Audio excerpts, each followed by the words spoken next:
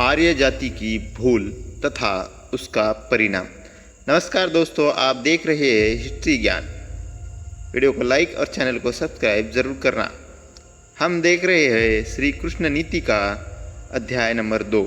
हम हिंदू मर्यादा पुरुषोत्तम श्री राम एवं योगेश्वर श्री कृष्ण को भगवान मान उसके भक्त तो बन गए, परंतु साथ साथ उनके सच्चे अनुयायी न बन सके।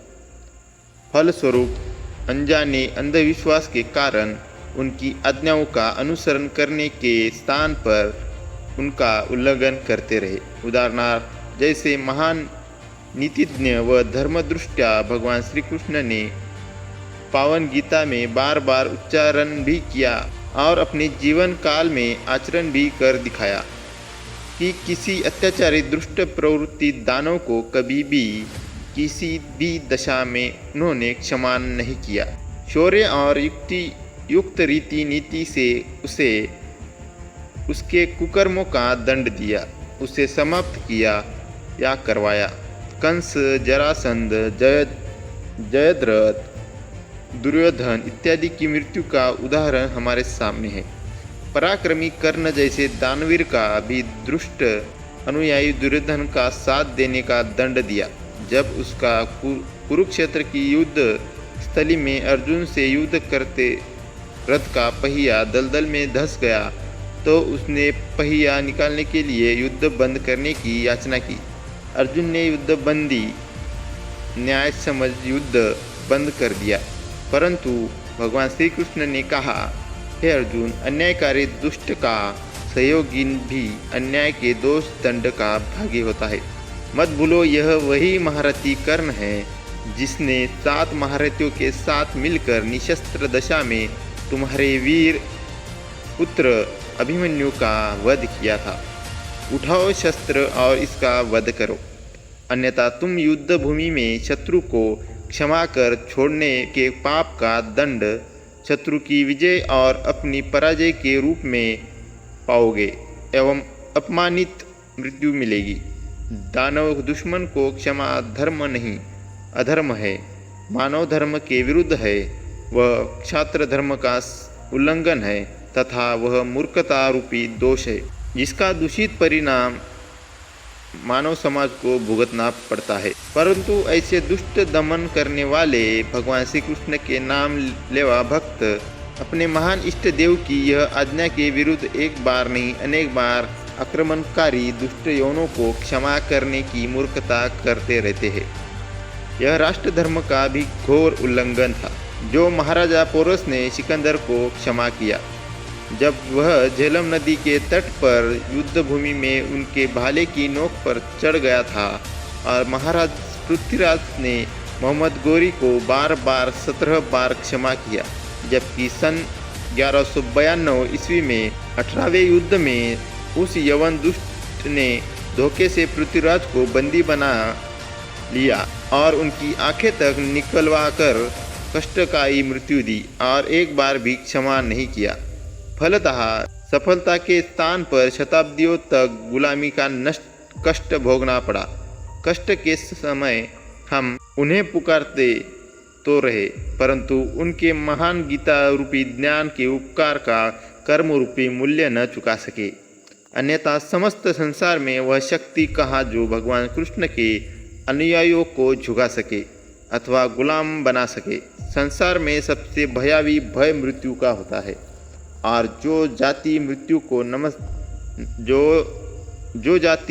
को नकार कर अमर आत्मा के गीता सार को प्राप्त कर ले, उसे संसार में कौन पराजित कर सकता है अथवा गुलाम बना सकता है। परंतु हम उनकी बाल लीलाओं की रासलीला तो खूब रचाते रहे, परंतु उनके बाल्यकाल के पराक्रमों का अनुकरण करना भूल गए।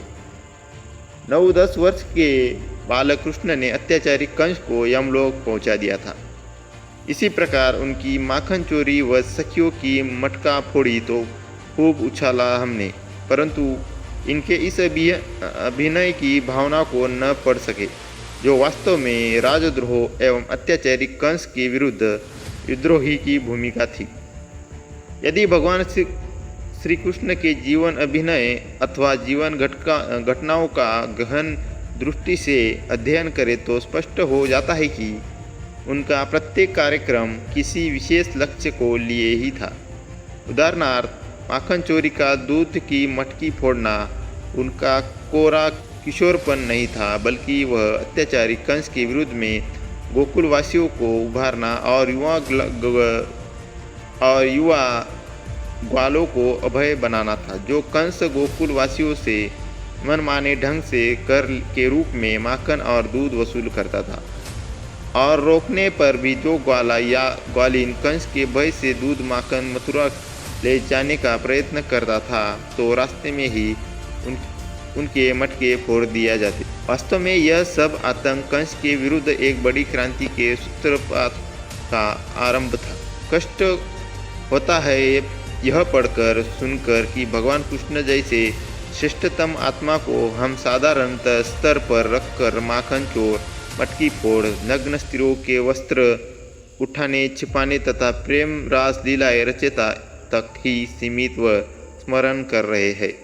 जो कृष्ण वेद के पारंगत पंडित होने के कारण महान वेता थे, जिन्हें ऋषि मुनि पांचों यज्ञों के ब्रह्मज्ञानी मान यज्ञ में ब्रह्मवेदी पर बिठाते थे।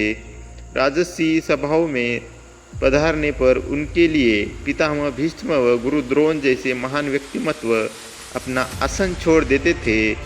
उस वैदिक सभ्यता कृष्ण को 16,000 गोपियों का काना कर अपमानित किया जाता है। जो कृष्ण ईश्वरीय ज्ञान वेद की 16,000 ऋचाओं के अज्ञाता थे, मायावी असुर मुरारी को मारने वाले कृष्ण सुदर्शनधारी का मुरलीधर नाम स्मरण कर हम संतुष्ट है।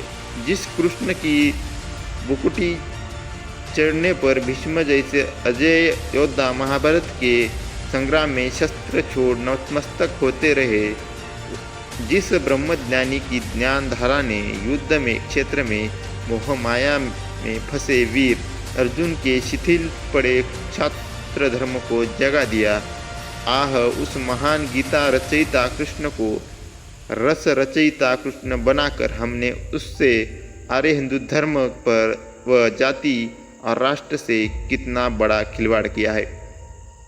इतिहास हमारे इस दोष दंड का साक्षी है।